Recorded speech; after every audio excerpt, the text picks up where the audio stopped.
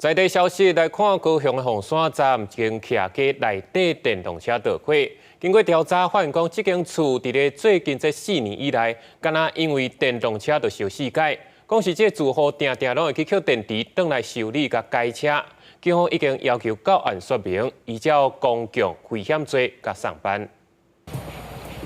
徛街通报火警，消防员到场拍火，发现是电动车起火。没有，这个每次都自己在那边乱装啊。起火点有可能就是这粒烧甲臭火焦的电动车电池。消防队统计，这口罩为民国109年到今嘛，因为电动车引起的火警已经有4解。厝边讲租厝的李姓男子，固定会收集着电池来修理电动车，嘛看过伊伫修理过程引起着火势。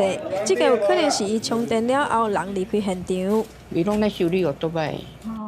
安尼家感觉了？以前伫厝内学就足危险嘛，伊即摆拢伫外口，外口呐，小可迄落好，对面一直看。那个电瓶是讲离较远啊，不过可是这边有火灾的话，大家也是会害怕。消防队这时前往客栈无人伫的，无法度入去看。厝外有真侪线路，厝内嘛有真侪电池。警方已经伫26号车人到案说明，将会按照着公共危险罪来移送。近4年来。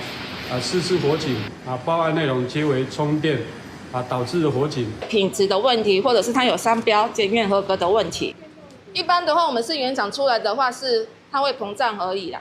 可是，在市面上卖的话，可是都是比较拼装的锂电池，品质会比较差。